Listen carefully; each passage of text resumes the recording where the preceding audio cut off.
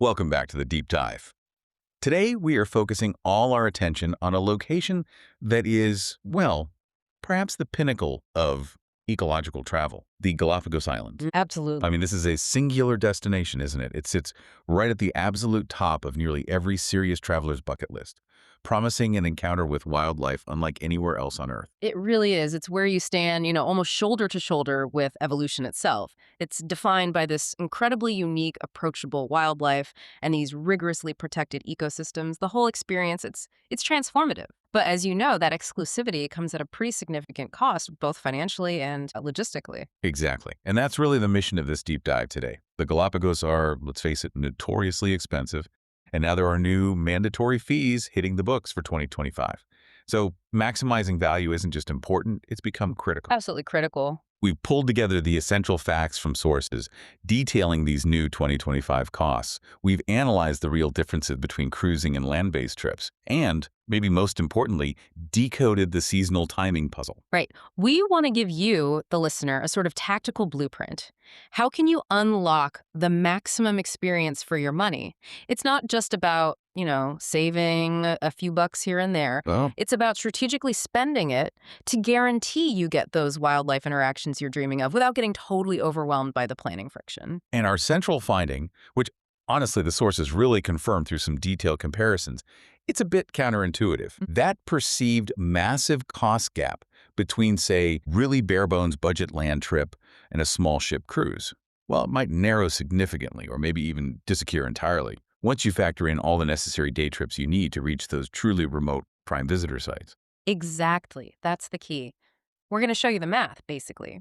Where do those initial savings actually get eaten up? Because understanding that fundamentally shapes your entire itinerary strategy. Okay, let's unpack this complex logistical puzzle then. We're aiming to give you the comprehensive data you need to decide. Should you sail or should you stay put on land? And when should you actually book to make sure your travel aligns with specific animal behaviors? Let's dive in. Okay, so first things first, Mhm. we have to start with the money. It's unavoidable. Yeah. We need to set the expectation right now. The foundational truth is this experience is expensive. Our sources were really clear on this. They stress it again and again. This is not a budget destination. Not at all. But, and this is important, they also affirm that for travelers who put wildlife first, who accept the high costs, and critically, who are prepared to follow the strict conservation rules, the return on investment is absolutely worth it. It's an unparalleled experience. Preparation is key then. So to move past just vague ideas of expensive, let's look at the specific granular daily cost benchmarks that tour operators are providing for 2025. These categories really establish clear financial boundaries. So starting at the top end for the organized trips, if you opt for a small ship cruise product, which is, pretty much always all-inclusive, covering your food, guiding, island transit, permits, all that, you should probably expect daily costs running somewhere near the $1,000 per person per day mark. Wow. Okay, $1,000 a day. Yeah. That's kind of the high-end benchmark for the most seamless experience, right? It's designed for maximum coverage of the islands and minimal effort on your part as the traveler. Okay, what about the next step down? Maybe organized land tours. So if you opt for mid-range organized land tours, these still include quite substantial activities, and guiding the average cost tends to settle around $800 per person per day. Still significant, but a bit less. A bit less. Now, it is true that budget DIY island hopping can start lower. Maybe you could get it down to, say, $400 a day. But that requires meticulous planning. Every single ferry, every day tour, every meal, every lodging booking. The planning friction is extremely high. Right, you're really working for those savings. So if we think about a typical, maybe shorter trip, like a focused 5-day itinerary, what's the baseline total cost we're looking at, excluding the international flights, of course? Yeah, excluding international airfare, you're likely looking at a baseline somewhere between $4,000 and $5,000 per person for that kind of common focused 5-day trip. And it's important to understand that price difference often relates directly to the level of access you get. Access meaning how many remote islands? Exactly, how many uninhabited islands you actually reach. So for a focused 5-day itinerary, the benchmark total outlay for a cruise generally sits around $5,000 per person. Okay. For organized land tours that try to pack in a similar kind of dense itinerary hitting those key sites, the benchmark is probably closer to $4,000 per person. And, we should absolutely note, luxury cruises, longer cruises, they soar far, far above these numbers. Of course. But the common thread, whether it's cruise or land, is that booking early, like 6 to 12 months out, is really critical for securing the best itineraries, especially if you have a specific goal, like, say, seeing the waved albatross. Those spots go fast. Right. Okay, so regardless of whether you pay $4,000 or $5,000 for the core trip, there are these non-negotiable mandatory fees that every foreign adult has to budget for. And this is the critical 2025 update, isn't it? These fees have just seen a really dramatic increase. This is the absolute must-know piece of information for planning now. You have to budget for these costs before you even look at your lodging or airfare. The major one is the Galápagos National Park entrance fee. Okay. This fee increased quite substantially to $200 per foreign adult. That became effective from August 2024 onward. Wow, $200, that's double what it was before, right? Exactly, it doubled. And obviously, that impacts the budget for any traveler or any group pretty significantly. $200 just to step foot on the islands. When the sources discussed this huge jump, was there a clear reason given? I mean, travelers are going to want to know where that $200 is actually going. That's a really important point. And yes, the sources did provide that context. It wasn't just an arbitrary increase. It's directly linked to the urgent need for expanded conservation funding. Okay. The sources detailed that this new revenue is specifically earmarked for several critical areas. Things like upgrading ecological infrastructure, think about new, more sustainable walkways or visitor centers. Also, funding crucial scientific monitoring programs, and maybe most importantly, increasing the resources dedicated to controlling and eradicating invasive species. Which are a huge threat there. They're the single biggest threat to that incredibly fragile native environment. So yes, it's a high cost, but it directly reinforces the conservation work that keeps the islands so unique in the first place. That context definitely helps. Knowing the money is going straight towards protecting the ecosystem makes the expense feel, well, more justified. What's the other mandatory fee we need to know about? That's the Transit Control Card, which you'll often see abbreviated as TCT. This one costs approximately $20 per person. Okay, $20. Seemed minor compared to the park fee. The cost is minor, yes, but the logistical process around getting it is crucial and, honestly, often overlooked until the very last minute, which can cause panic. So walk us through that practical tip, because the sources really emphasize if you miss this step, your trip could be over before it even begins. Absolutely. So the TCT, it's basically the official tracking mechanism. The Galápagos National Park uses it to monitor and control the number of visitors and how long they stay. You typically purchase this card at specific counters in the mainland airport, so either in Quito or Guayaquil, before you check in for your flight to the islands themselves, whether that's Baltra or San Cristobal. Before check-in. Okay, that's key. Crucial. You have to get this card, get the receipt stamped, and then you must keep both the receipt and your passport with you at all times when you're flying to, and also when you're flying from the islands. It's just a necessary piece of bureaucracy designed to protect the ecosystem. So the takeaway is, don't arrive at the mainland airport 5 minutes before your flight to Baltra thinking you can just dash through. Definitely not. You need time to find the counter, queue up, pay the $20 for the TCT, then go check in for your flight. Precisely. Okay, so that adds up. $200 for the park, $20 for the TCT. That's $220 per person in absolute non-negotiable mandatory fees before you've even paid for one night of lodging, one meal, or one day of guiding. That demands careful budgeting right from the start. Right at the top of your spreadsheet. Okay, so now that we've established that baseline cost, let's tackle the really central strategic decision. Do you sail on a small ship or do you stay on land and island hop? This choice, honestly, it defines your entire experience, it defines your budget outcome, and it really dictates the scope of the islands you can actually access. Let's start with the small ship cruises. They command that higher per day price tag, we know that, around $1,000 a day. Yeah. But the argument for them really centers on unparalleled access and frictionless logistics, right? Exactly. The cruise value proposition really boiled down to maximizing your reach to those remote visitor sites. The national park strictly regulates access everywhere. Cruises operate on these fixed, pre-approved itineraries that allow them to reach the more distant, often uninhabited islands, places like Española or Genovesa, Fernandina. The really famous ones. The iconic ones, yeah. Places that are generally too far or maybe too ecologically sensitive to reach via just a day trip from the main inhabited towns. And the sources emphasize logistical efficiency. What does that efficiency actually look like in practice for the traveler on board? Well, basically, it means reduced friction. Your small ship becomes your floating hotel, your restaurant, your transport hub, all rolled into one. You often wake up already anchored right off the next visitor site. All your guiding, your permits, the inter-island movement, the food, it's all bundled. This also usually includes reduced crowding because the park grants cruises these specific regulated landing windows. So often you're the only group on a particular trail at a specific time, which, hugely enhances the quality of the wildlife encounter. Okay, but hang on. Even on a cruise, you're still in a very small boat for potentially several days, right? Right. Are the sources maybe overlooking the friction of, say, potential seasickness or just feeling a bit confined, especially during that choppier cool season we'll talk about later? I mean, that could significantly diminish the whole seamless experience for some people. That's a really fair challenge to the idea of seamless. And yes, the sources do acknowledge that physical comfort or discomfort is a real variable. These ships are small, they will pitch and roll, especially in rougher seas. This is exactly why timing becomes so critical, as we'll definitely get into.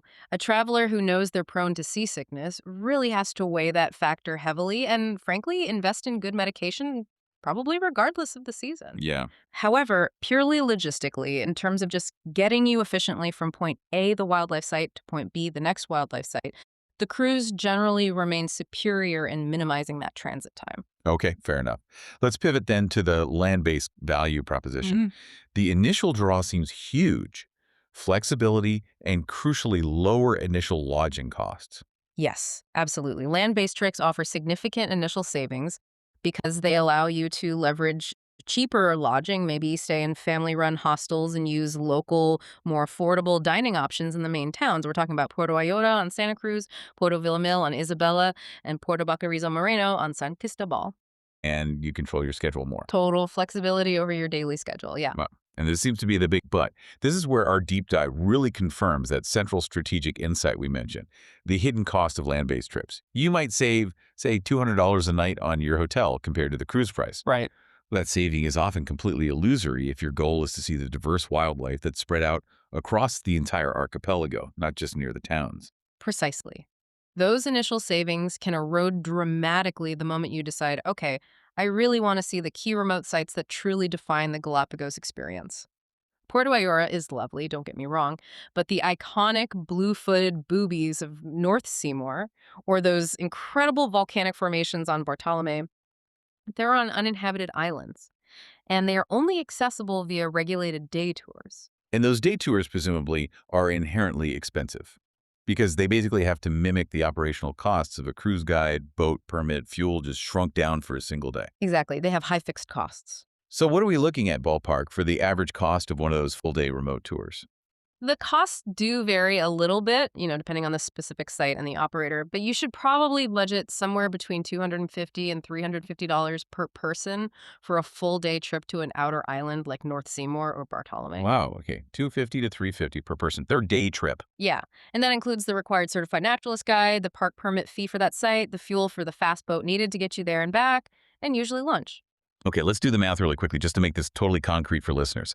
Let's say you book a budget hotel for 5 nights in Puerto Ayora, and maybe you save, I don't know, $1,000 total compared to what a 5-day cruise might cost for lodging and food. Okay. But to see the must-see remote sites, let's say Bartolome, North Seymour, and maybe one other prime spot like South Plaza, you now have to purchase 3 of these day trips. Let's use the high end, $350 each. Right. So 3-day trips at $350, that's $1,050 right there. Your saving is gone. More than gone, actually. Exactly. You've just exceeded your lodging savings, and you've added considerable logistical friction planning those tours, booking them, the early wake-ups. Right. This is the absolutely crucial finding from the sources. They show that land itineraries that successfully try to mimic the core highlights of a cruise itinerary, they quickly start approaching the pricing of a lower-end all-inclusive cruise. That total outlay gap, the difference in the final price, is often far, far smaller than many budget-conscious travelers initially anticipate. And beyond just the money, there's the friction of the transit time itself. Can you maybe detail the difference in how a typical day might look on land versus on the cruise, specifically when accessing a remote site? Yeah, definitely. Consider that land-based loop example. To get to a site like Bartolome from Puerto Ayora, you often need a mandatory early departure, maybe a 6 a.m. wake-up call. Ugh. Then you have transit, probably by bus or taxi, to the Baltra Canal ferry point, then a boat ride to the Baltra Pier. Then you board your day trip boat for maybe another hour or two. Oh, Then you have your site visit, then the long boat ride back, transit back to town. You can easily consume 10 to 12 hours of your day just in mandatory travel and transfers. And that can potentially include some very rough mandatory inter-island ferry crossings if you're trying to combine islands like Santa Cruz and Isabela. and those ferries aren't exactly luxury liners, are they? No, not at all. They're generally high-speed launches, basically. And as one source rather bluntly put it, they can be wet, bumpy, and require serious fortitude. Especially the crossing between Santa Cruz and Isabela, which is notorious. Okay. Whereas on the cruise, how does that same trip to Bartolome look? On the cruise, you likely wake up already anchored just off Bartolome. Maybe you have breakfast, and then around 8 a.m., you take a short ride in a specialized small boat, what the locals call a panga, directly to the landing site. Panga. Yeah, a panga is just a small motorized dinghy or inflatable boat. They're used for all the landings from the cruise ships and sometimes for shorter coastal explorations. It's part of the standard cruise setup. So it saves hours of stressful travel time. Hours, exactly. The cruise optimizes your actual contact time with the wildlife and the sights. The land-based option, especially once you start adding multiple remote day trips, tends to maximize your transit time instead. Okay, let's quickly review those illustrative sample itineraries you mentioned, just to make this really tangible. Sure, so for the compact cruise example, a typical 5-day, 4-night Central Islands loop is really designed for maximum efficiency. It might include, say, the Santa Cruz Highlands to see the giant tortoises, A classic. then Bartolome for that iconic Pinnacle Rock view, North Seymour for the amazing concentration of frigate birds and blue-footed boobies, and maybe Rabida Island for its unique red sand beach and great snorkeling. Because you're moving fast and hitting the ground running, the sources universally recommend booking those required buffer nights on the mainland Quito or Guayaquil both before and after, Why the buffer nights? just to ensure that any international flight delay doesn't cause you to miss your ship's departure. Cruise embarkation times are absolutely non-negotiable. Missing the boat is, well, a disaster. And the corresponding land-based loop example for comparison, how does that look different? The land-based approach shifts the logistics entirely onto you. You'd likely establish a base in Puerto Ayora on Santa Cruz. From there, you execute those expensive day trips we talked about to Bartolome and North Seymour. Then you probably commit maybe 2 nights over on Isabela Island, which requires relying on that potentially rough ferry transfer. Yeah. Specifically to access key Isabela sites like Los Tunales, famous for marine iguanas and penguins, and maybe Las Tintoreras for the resting white-tip reef sharks.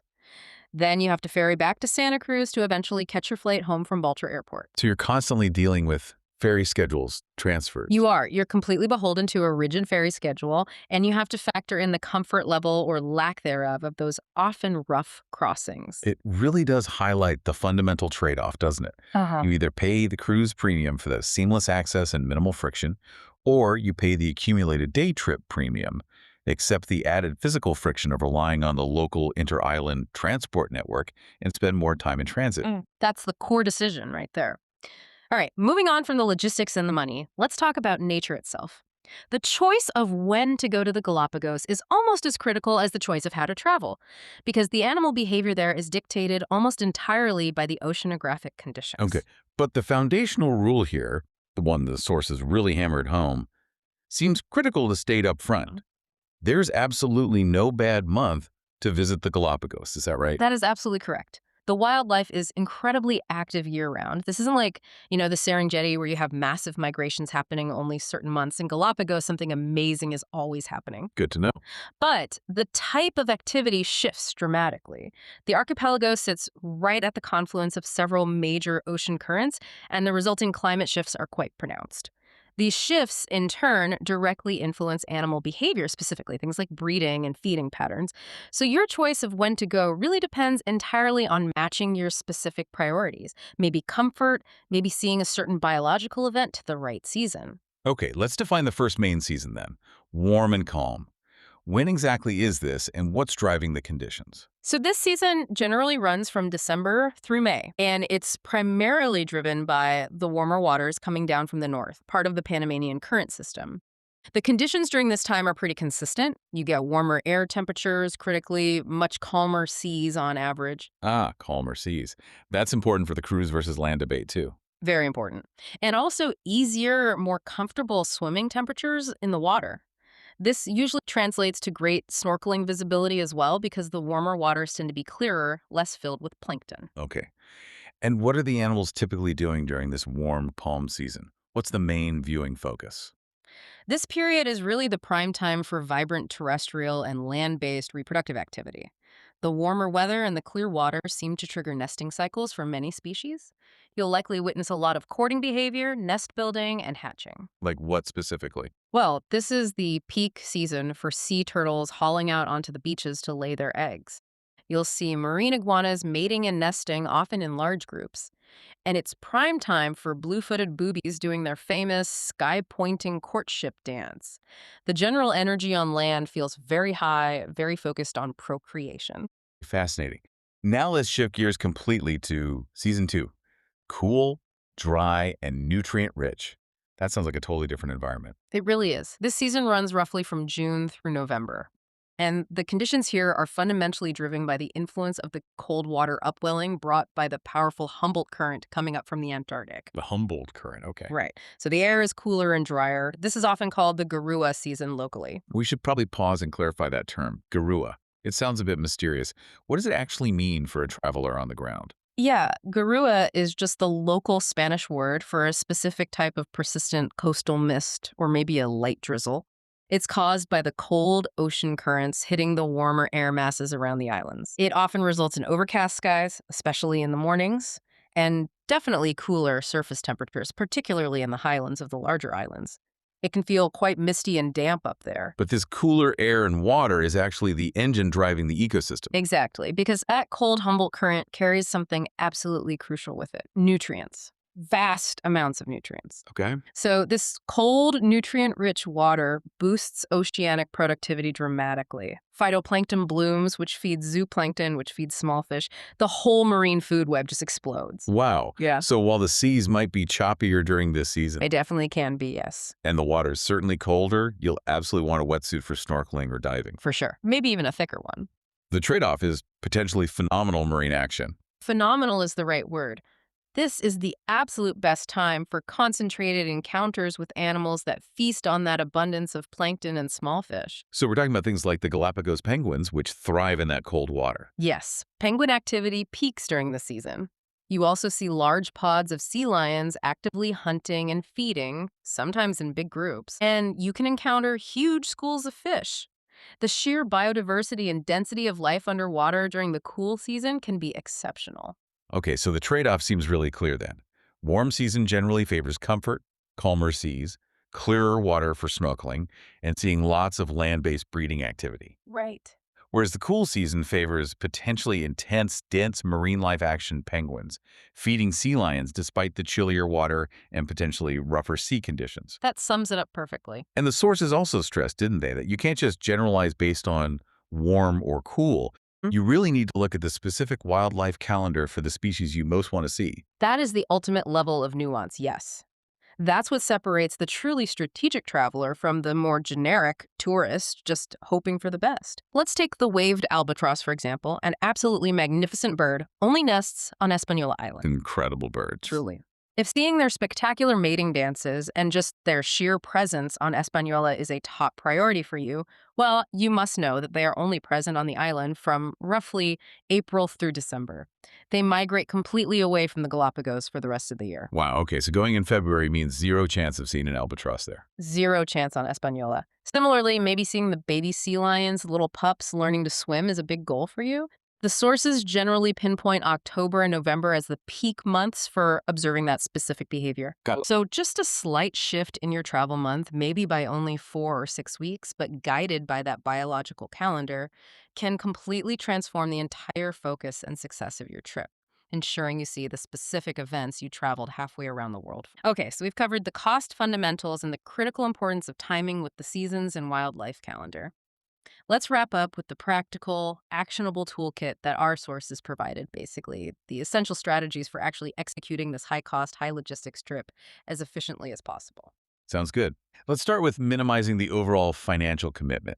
We've talked about the cruise versus land debate, but beyond that, what concrete steps should listeners be taking when it comes to booking their air travel? Right. Airfare is definitely a major variable cost. First, and this is standard advice but crucial here, book your flights to the Galapagos. That's either to Baltra, airport code GPS, or to San Cristobal, code SEY, as early as you possibly can. Fares tend only to go up. Okay, book early. What else? Secondly, and this is especially vital if you are meeting a fixed cruise itinerary, you absolutely must implement the buffer strategy. Tell us more about this buffer strategy. What does that involve?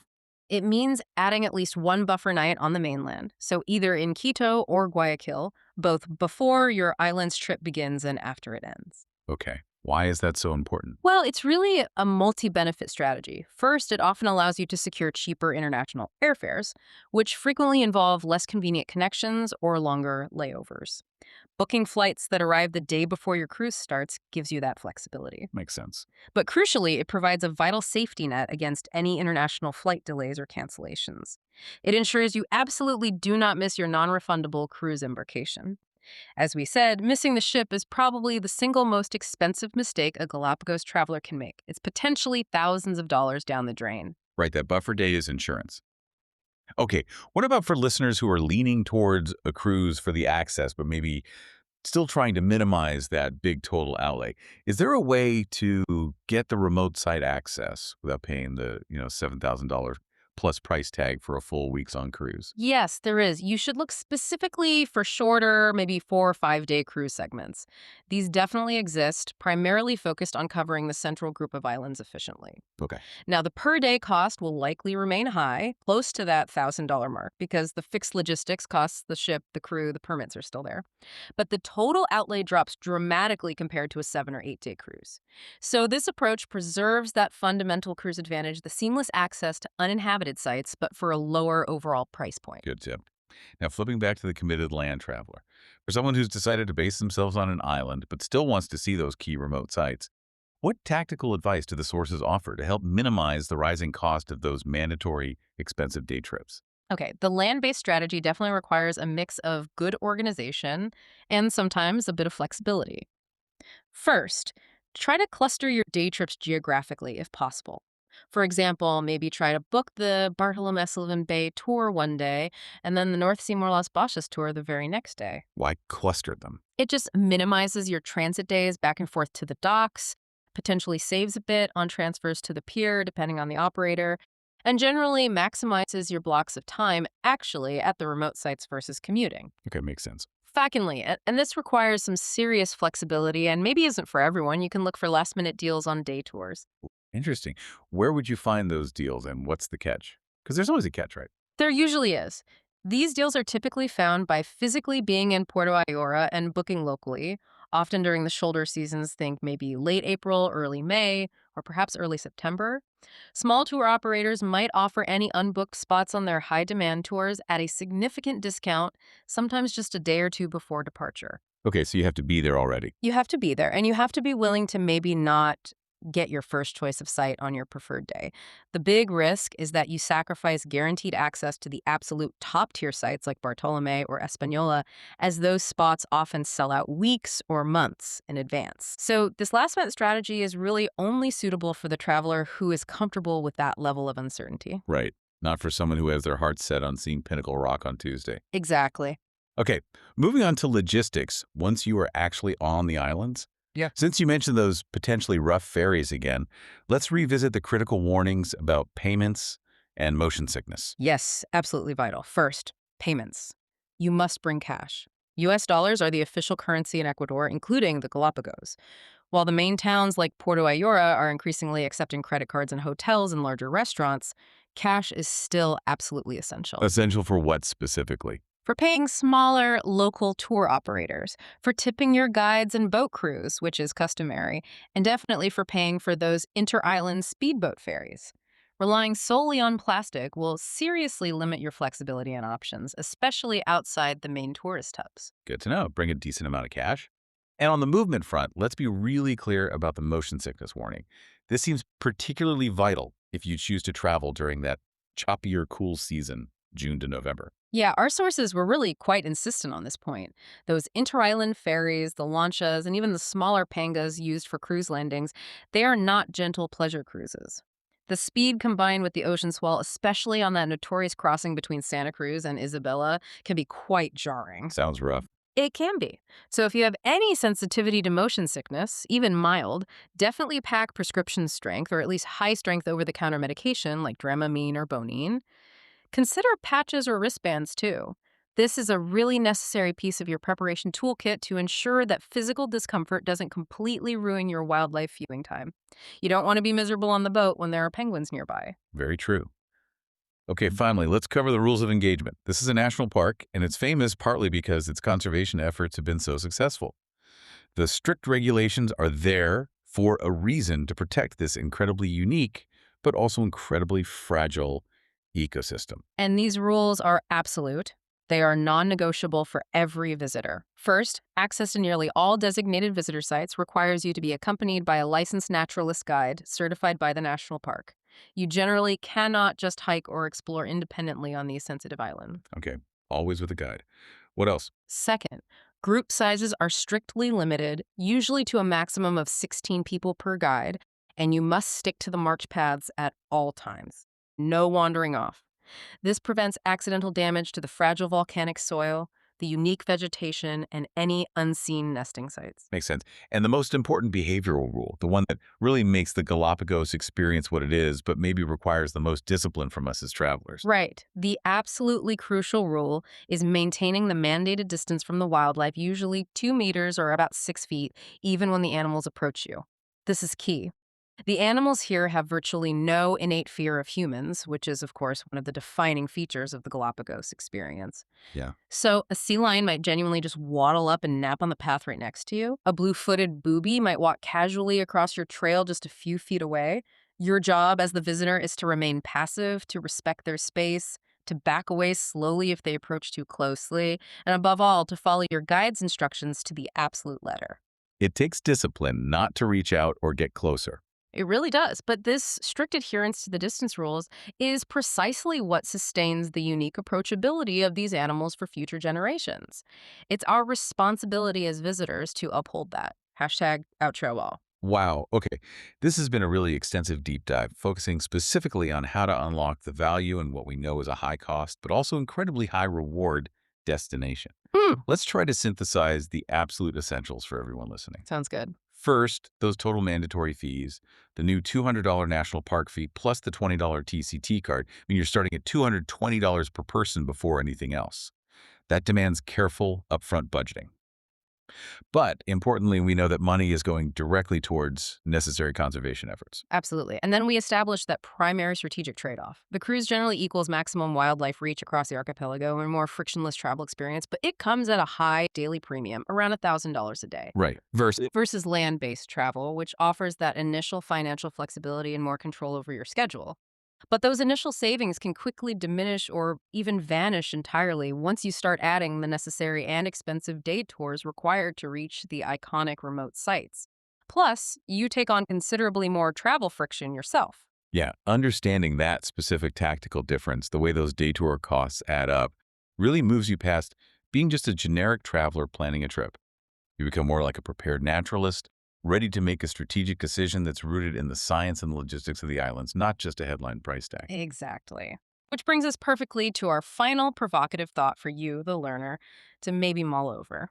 We spent a lot of time discussing those dramatic seasonal shifts, right? The warm, calm season from December to May, favoring all that land-based nesting and hatching driven by the warm Panamanian current, versus the cool, dry season from June to November, which drives that dense marine feeding action, the penguins, the sea lions hunting, all fueled by the nutrient-rich Humboldt Current upwelling. Right. So the final thought is, don't just pick your travel date based only on the lowest price you find, or maybe just when you can get time off work. Really contemplate how understanding the biological mechanism behind those seasons, the fundamental difference between a warm current triggering breeding cycles versus a cold current triggering feeding frenzies, how that understanding should shape your decision-making. Not just for Galapagos, but potentially for any major nature-focused trip you plan in the future. so it's about connecting the why to the when. Precisely. Recognizing the exact biological reason behind the seasonal variation helps ensure you get the specific, maybe once in a lifetime wildlife experience you're truly craving. It turns what could be just a generic booking into a much more informed, precision timed expedition. It elevates the whole process. That's a great way to think about it. Move beyond tourist towards prepared naturalist. Okay, start budgeting that $220, figure out if you're a warm season or a cool season person, and we'll see you next time on The Deep Dive.